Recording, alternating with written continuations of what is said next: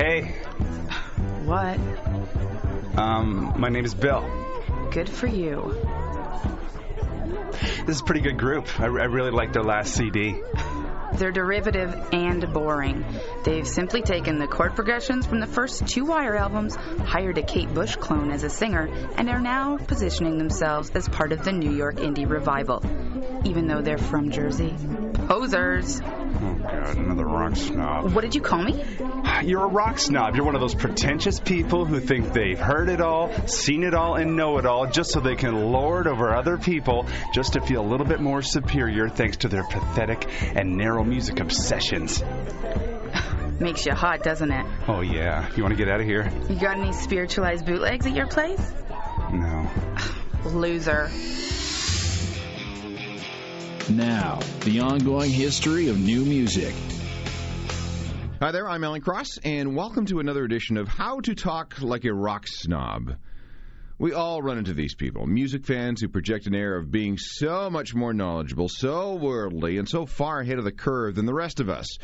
Some of them hang out in clubs or indie record stores, and I think you know the kind. They name-drop obscure artists and albums and movements and genres, and they read Record Collector and Mojo magazine cover to cover every month. They spend $100 on their second Nick Cave box set. Some end up as journalists and get jobs writing in those same magazines where they write on a level aimed at other rock snobs. Now, for the average fan, this can get kind of frustrating, especially with the uber music geek magazines, who have no trouble putting groups like the Polyphonic Spree on the cover. Who? Yeah, you see what I mean. But this is not necessarily a bad thing. Let's get that straight right off the top. Part of the joy of being into music is the discovery of something new and different. So instead of getting upset with rock snob talk and feeling inadequate and dumb, we can eavesdrop on what these people say and write. We can take note of what they say and then maybe do a little research and exploring. You'll be taking down all kinds of unexpected avenues and back alleys, and before you know it, you'll be able to read an article in Mojo or CMJ New Music Monthly or Alternative Press or The Big Issue or Revolver and understand every single reference that they make. For example, how many times have you run across the name New York Dolls and wonder what the hell that was all about? Who are or who were these people, and what did they ever do to rate such a legendary status? Well, the New York Dolls were a bunch of bad, dope-smoking musicians from New York who looked like transvestites. They were formed in 1971, and they were named after a toy shop that specialized in repairing dolls. It was the New York Doll Hospital.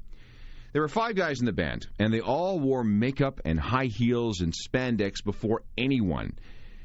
And their music was sloppy and dirty and raw. They were punk in their sound and attitude long before there was such a thing as punk. The stuff that they did inspired groups like the Ramones and the Smiths and countless others. The Dolls also helped form the sound of a lot of modern metal. Not the Zeppelin, Sabbath, blues-based stuff.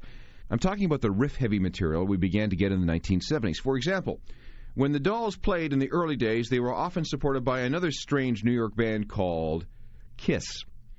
Over the years, the various members have built their own legends. David Johansen has enjoyed a career as an actor. Ever see Scrooged with Bill Murray? You know that ghostly taxi driver, that weird guy? That's him. Plus, he's also had a solo career under the name Buster Poindexter. Guitarist Johnny Thunders became a legend, too. Not only did his style influence a whole generation of punk guitarists, but he also became known as one of the biggest substance abusers in the history of rock. Of course, he eventually overdosed and died in 1991. He joined drummer Billy Murcia, who kicked during a British tour back in 1972. And then his replacement, Jerry Nolan, died of a stroke in 1991 at age 40. And that was just a few months after he played a tribute show for Johnny. The Dolls might have done better if they hadn't been so poorly managed by a dude named Malcolm McLaren. But then again, he learned from his mistakes with the Dolls, and he did better with his next band. And maybe you've heard of them, the Sex Pistols. But, as is the case with many pioneers, the Dolls were ridiculed by the mainstream. And outside of a small circle of wannabe rock snobs, they didn't sell many records. Their memory and their influence was kept alive by a tiny but fanatical group of music fans, the biggest of whom was Morrissey, the ex-singer from the Smiths. He used to write rapturous letters to the editors of music magazines back in the 1970s, and he even wrote a book on them called James Dean Is Not Dead. In June 2004, Morrissey realized a lifelong dream by bringing back the Dolls for a special concert in England called the Meltdown Festival. But less than a month later, original bassist Arthur Kane died as the result of complications of leukemia. Now here's a taste of some Dolls. Keep in mind that this was recorded in 1973. These are the New York Dolls and Personality Crisis.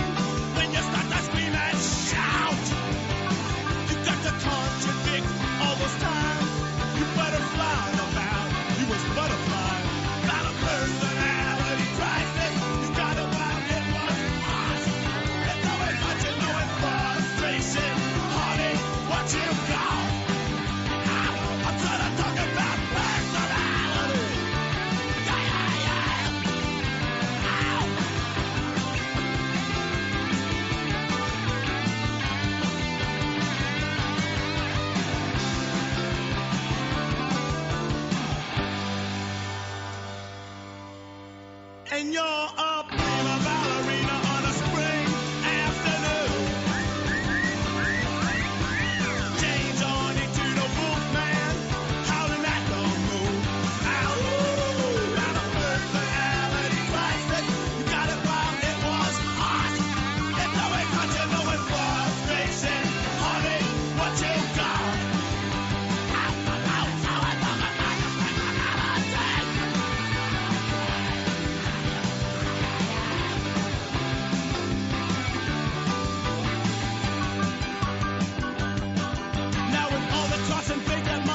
Your mirror's getting jammed up with all your friends. That personality, everything ain't starting to blend. Not like one personality when your mind starts to blend. Got so much personality, flashing on a friend of a friend of a friend of a friend of a friend. Personality, wondering how celebrities ever met. Looking fine on television. Personality crisis, you got it while it was hot. It's always hot, you know, but frustration, heartache is all you got. Oh, don't you worry, personality crisis, please don't cry. It's just a personality crisis, please don't stop. Because you want a personality, don't a personality. The New York Dolls with Personality Crisis. All right, let's stay in New York. This next band is a favorite with guitar wonks who went to art school and love to quote the philosophies of various French poets and writers. The band is called Television.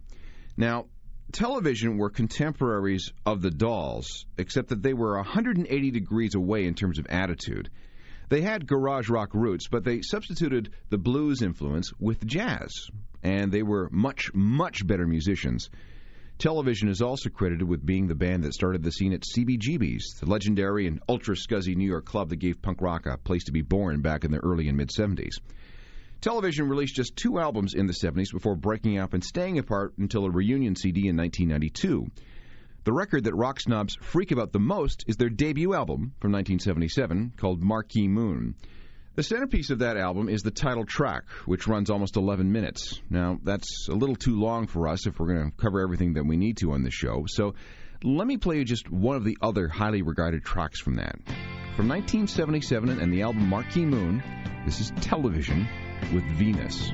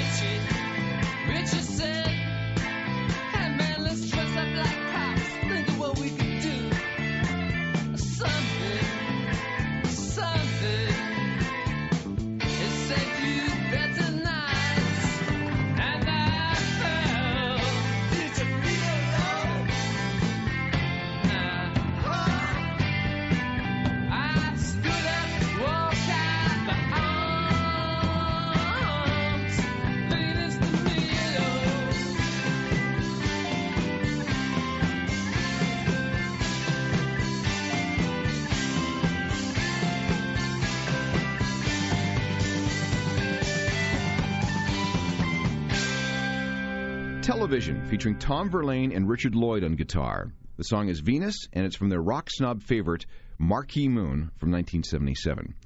Now here's another New York band that's considered by some rock snobs as absolutely indispensable, and they're called the Cramps. The Cramps were formed in Manhattan in 1976, and at the center of the band are two people. There's Eric Perkheiser, who goes by the name Lux Interior, and Christy Wallace, who is Poison Ivy to her fans. And for more than a quarter century, they've carved out a niche made of rockabilly and psychedelic trash and garage rock and 50s horror movies and sex. Lots of sex. Oh, and lots of drugs, too. See, you can't forget the drugs, because there's been lots of that, too. Back in the late 1970s, there was a rumor that the band left the group to practice Satanism full-time. Actually, he just wanted to devote more time to his full-time heroin habit. The Cramps have released albums with titles like Smells of Female, Stay Sick, and my favorite, Look, Mom, No Head. And they played one of the most infamous gigs ever in the history of alternative rock. They somehow managed to be booked to play a show at the Napa State Mental Hospital. Yeah, they played for the patients. In fact, some long-lost footage of that performance turned up on DVD in 2004. And here's an interesting bit of trivia. Like I said, the Cramps are huge fans of old monster movies, and Lux Interior actually has gone pro with his ability to scream. He's been hired several times to supply blood-curdling screams in some big-budget movies, including the 1994 remake of Frankenstein with Robert De Niro and Kenneth Branagh and Helena Bonham Carter. This is probably the best-known of all of the Cramps songs. It's from 1991, and it's a monster mashy thing called Goo Goo Muck. Well, when the sun goes down and the moon comes up, I turn into a teenage Goo Goo Muck. Yeah, I cruise through the city and I roam the streets, looking for something that is nice to eat. You better duck when I show up, the Goo Goo Muck.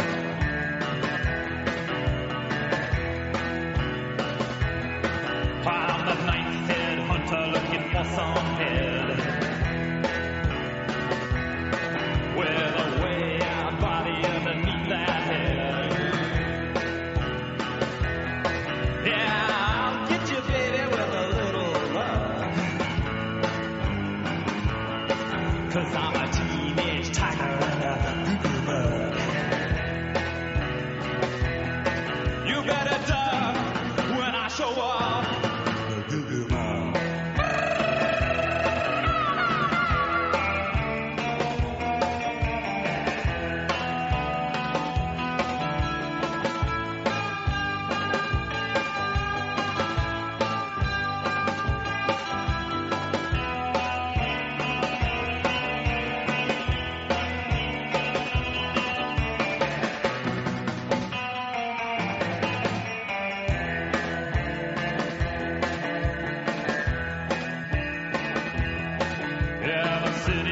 Jungle and I'm a beast. I'm a teenage tiger looking for a feast. Yeah, I want the most, but I'll take the least. 'Cause I'm a Goo Goo Muck tiger and a teenage beast. You better duck when I show up, the Goo Goo Muck.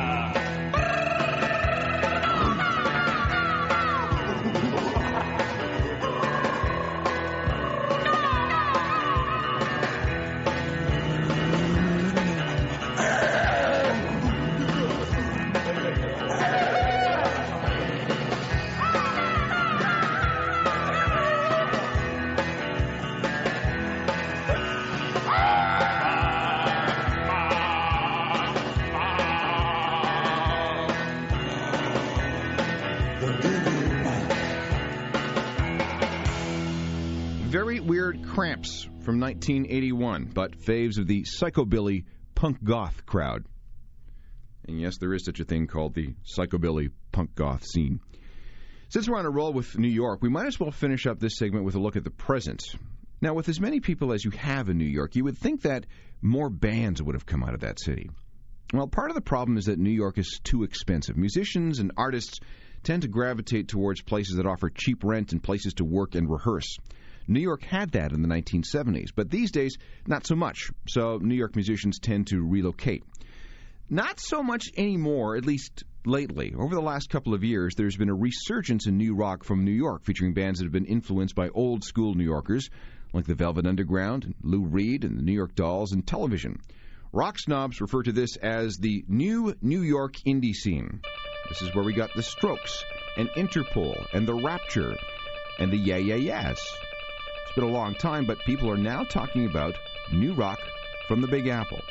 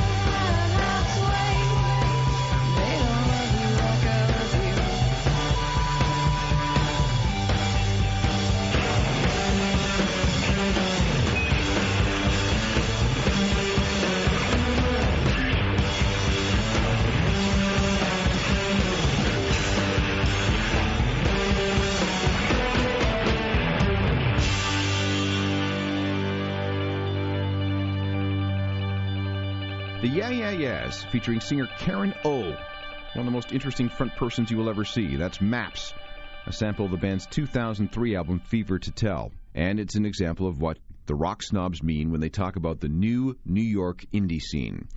More rock snob talk coming up, including some 80s action from England that is, well, extremely fashion conscious. Hold on. You're tuned to the ongoing history of new music. This is the ongoing history of new music.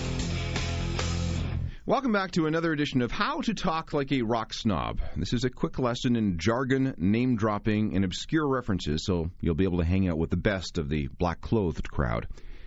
Have you ever heard the term New Romantics? This is one of the short-lived genres that showed up in England in the years after the original punk explosion of the 1970s.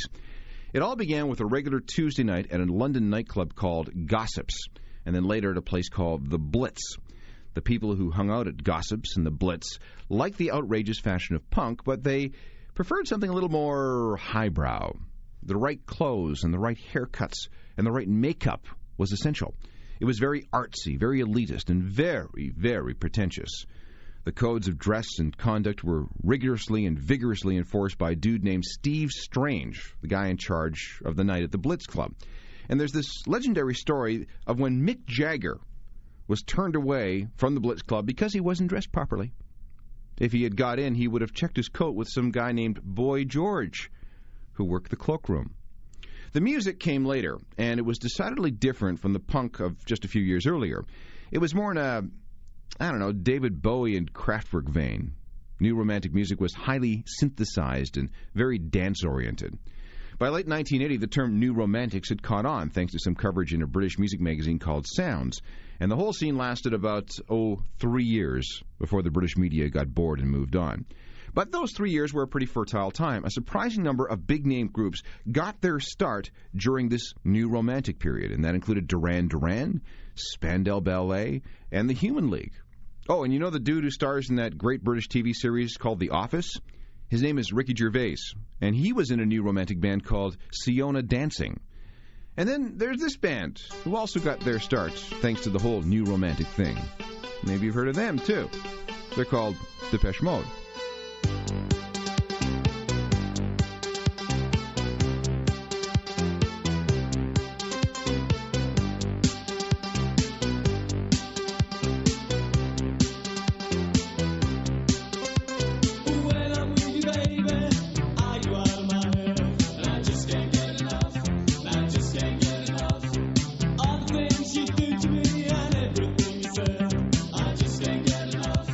I just can't get enough.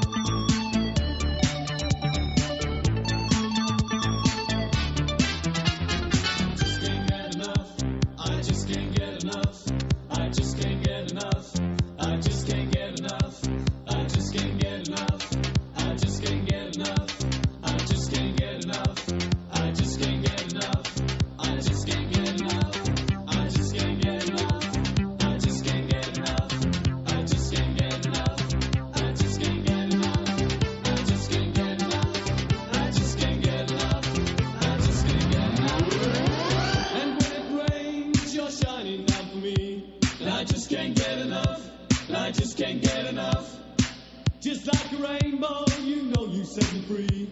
And I just can't get enough. And I just can't get enough. You're like an angel and you give me your love. And I just can't seem to get enough.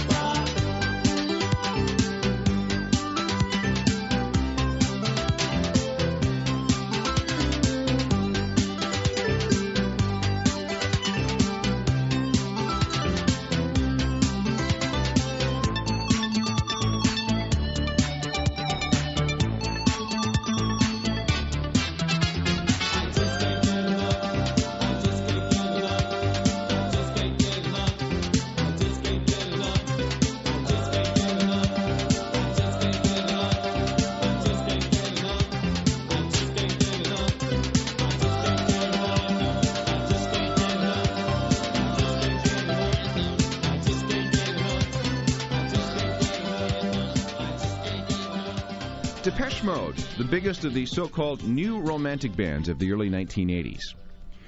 Hardcore industrial music rock snobs love to drop the name Throbbing Gristle. Now, this is a real band, and again, they're from England, and they helped lay the foundations for some of the heaviest music ever made.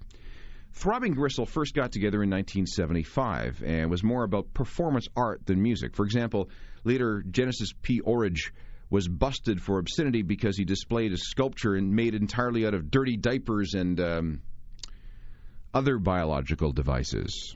They were so loud, so abrasive, and so aggressive that they were once called wreckers of civilization by one British newspaper. In fact, Throbbing Gristle was responsible for inventing the term industrial music, because not only did they sound like heavy industry, but they conducted themselves like they were working in a factory.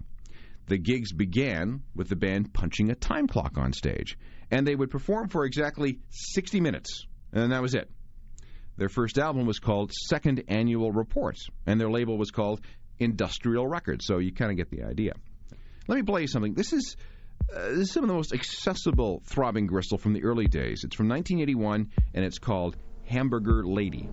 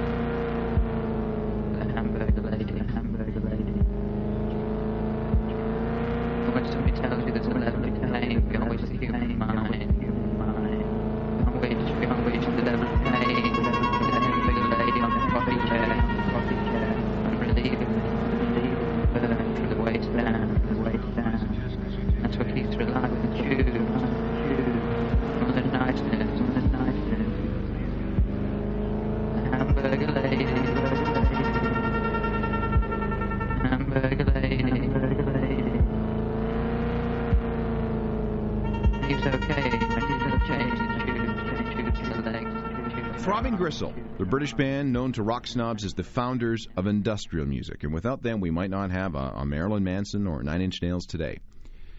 Let's move to the other end of the spectrum and talk about Kate Bush.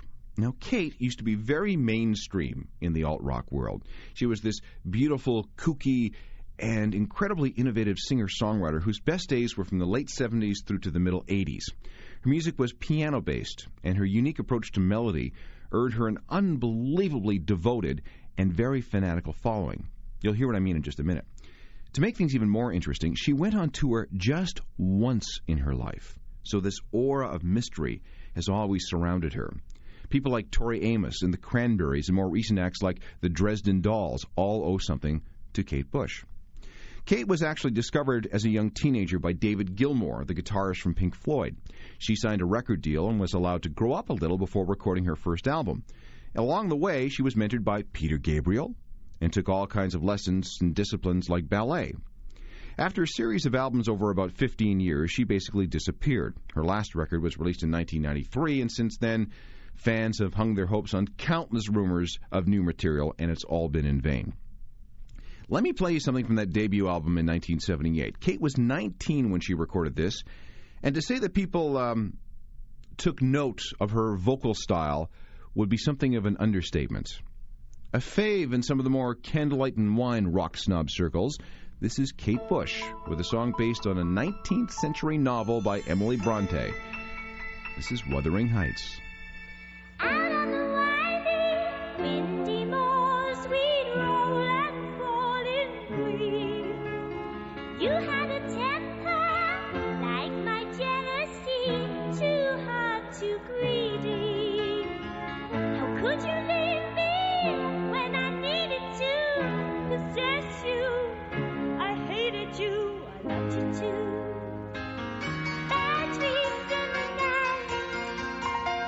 He told me I was going to lose the fight. Leave behind my walking through the heights. It's me, I can't see, I come home, my soul. Let me alone. It's me, I can't see, I come home, my soul. Let me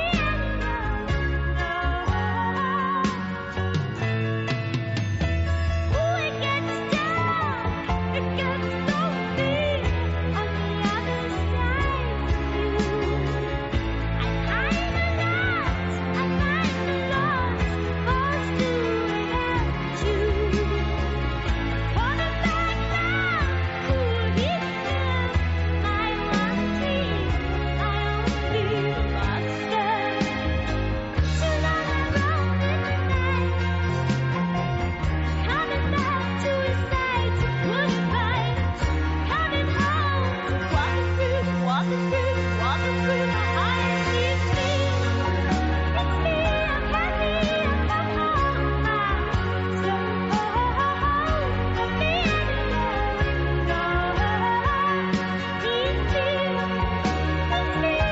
see, I come home,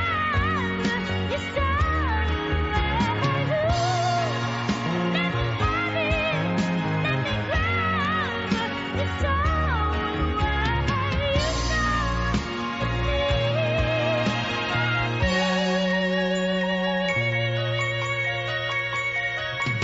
Let me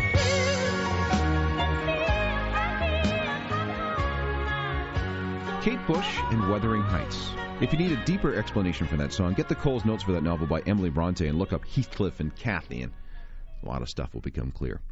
Hang tight, rock snob wannabes. 2 more quick lessons coming up.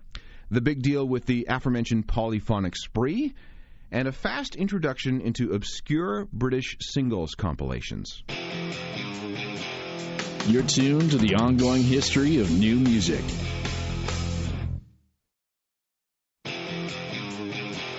This is the ongoing history of new music. This is another edition of How to Talk Like a Rock Snob, a series of occasional programs designed to help you make sense of what's featured in some of the more highbrow and snotty music magazines. Think about the biggest group you know. And when I mean big, I mean in terms of numbers of members. Whomever you're thinking about right now, I'm going to bet that the group isn't anywhere near as big as the Polyphonic Spree. Now, they're from Dallas, and there are somewhere in the region of 24 people in the band. So you heard me right, 22, 23, 25, 29. It all depends on the day, really. The Spree was founded by Tim DeLaughter, the ex-leader of a band called Tripping Daisy. Remember them? They had an alt-rock hit called I Got a Girl back in 1995. When Tripping Daisy broke up, Tim assembled this gospel-type choir, dressing them all up in flowing white robes, and then had them start singing uplifting, happy songs that wouldn't be out of place in a musical like Jesus Christ Superstar or Godspell. And the Spree has found a surprising number of fans, including David Bowie, who took the whole lot of them on tour with him. They were even booked to play at the 2003 Reading Festival. It's all quite weird. It's happy, but it's weird. Here's a sample. This is the Polyphonic Spree with a portion of a track called Section 11, A Long Day Continues, We Sound Amazed.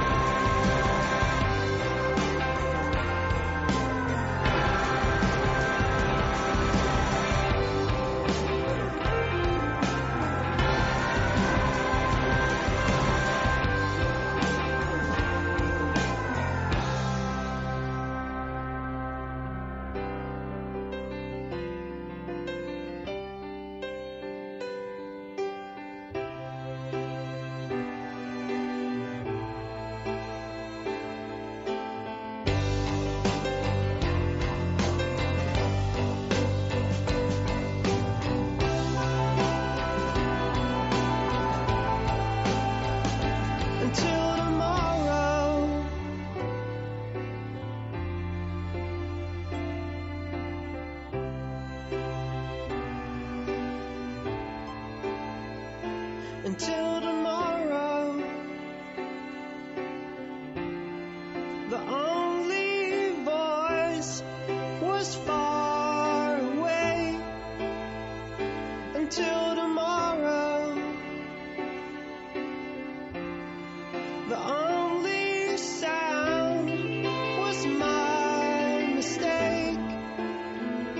Until tomorrow, it's all I can say.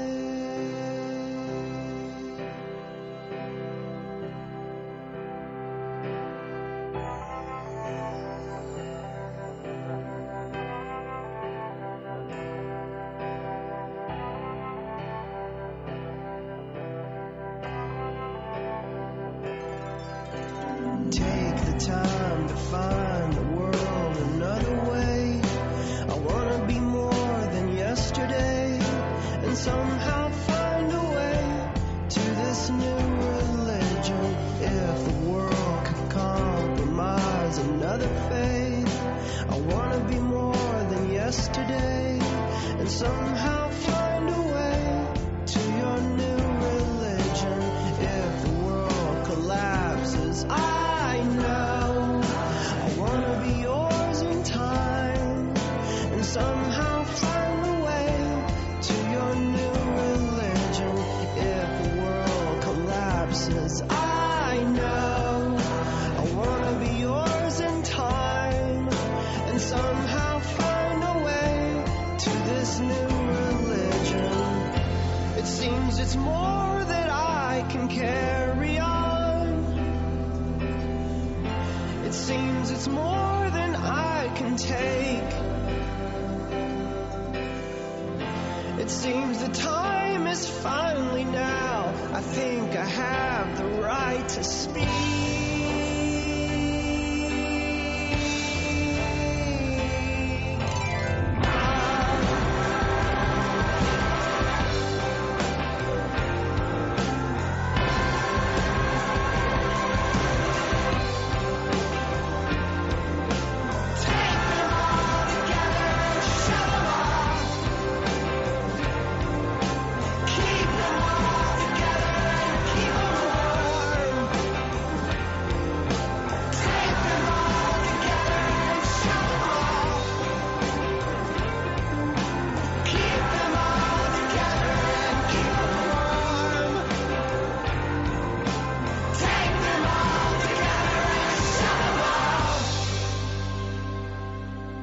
The Polyphonic Spree, the Dallas-based mega band that has much appeal in some rock snob circles.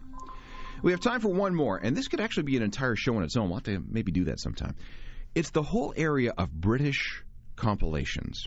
Now, because CDs are so expensive in Britain, and because there was still a very vibrant singles market in that part of the world, the Brits really have it together when it comes to collecting a lot of cool songs onto a single CD. If you've ever been to England and had a chance to shop in the big stores in Oxford Street, you'll know that the compilation sections are huge. And if you look in the reviews sections of any number of British magazines, you'll see that they review tons of comps every issue. There are rock snobs devoted to these areas because every once in a while a compilation will come along that features some long-lost obscurity. For example, before Coldplay got huge, they recorded for a tiny indie label called Fierce Panda Records. Fierce Panda was the first label to sign Coldplay and the first label to issue a Coldplay single. And it was this single, which has been lost for a very long time, that set off the big panic to sign Coldplay to a major label. That single from 1999 was out of print for years and became a major collectible for newly minted Coldplay fans around the world. But thanks to the strange world of British compilations, that song was reissued on a Fierce Panda compilation in 2004. It's available only as an import, which makes it doubly cool for North American rock snobs. So here it is. From a disc called Decade, 10 Years of Fierce Panda, this is Coldplay, their first single ever. It's called Brothers and Sisters.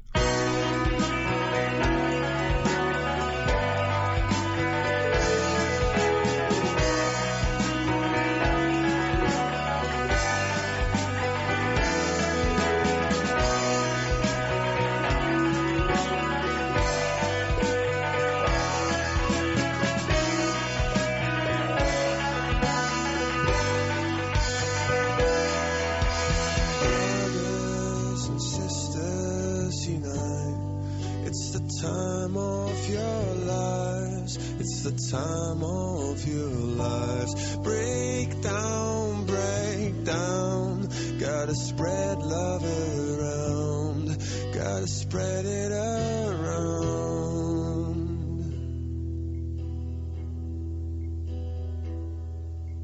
Brothers and sisters, feel fine. It's the time of your lives. It's the time of your lives. No sound, like this feeling you found, like this feeling you found. But just stay down, 'cause sometimes you'll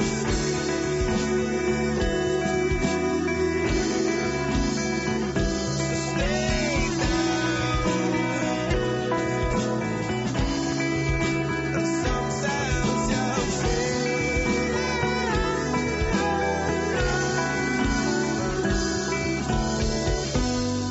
that it's me they're looking for, and it's me I will never see that, but we'll be around some more.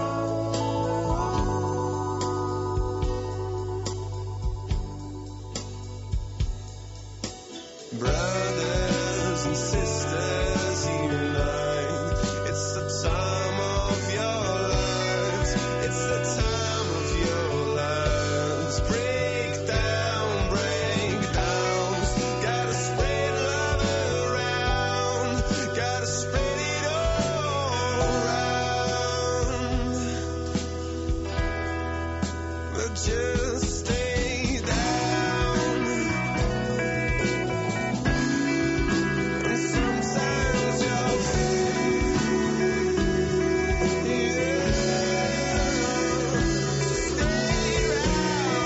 around. And sometimes you'll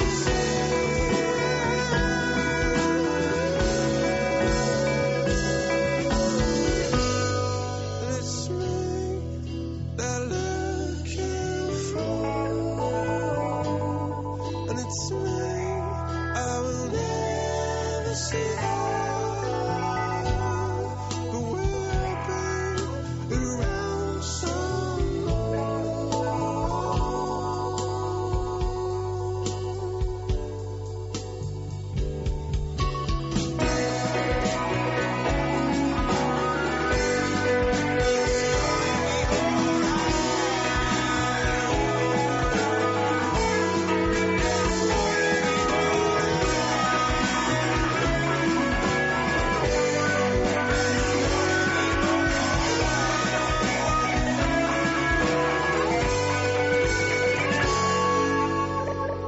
Coldplay and the 1999 single that really started it all for them. From a Fierce Panda compilation called Decade, that's Brothers and Sisters.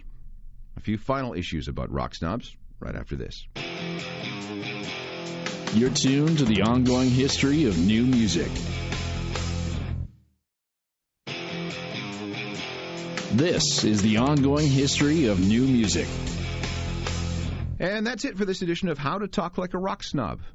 I hope this cleared up some mysteries for you and maybe it got you thinking about other things that you'd like explained. Now, once again, I must stress that we are not making fun of anyone with these shows. Being a music fan is a journey, and some people are just a little further along the road than others.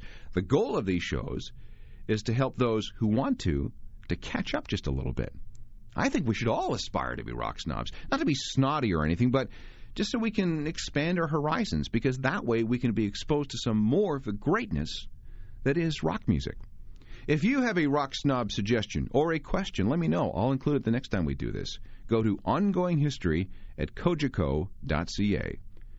Technical production is by Rob Johnston. I'm Alan Cross. You've been listening to The Ongoing History of New Music, a Deep Sky production.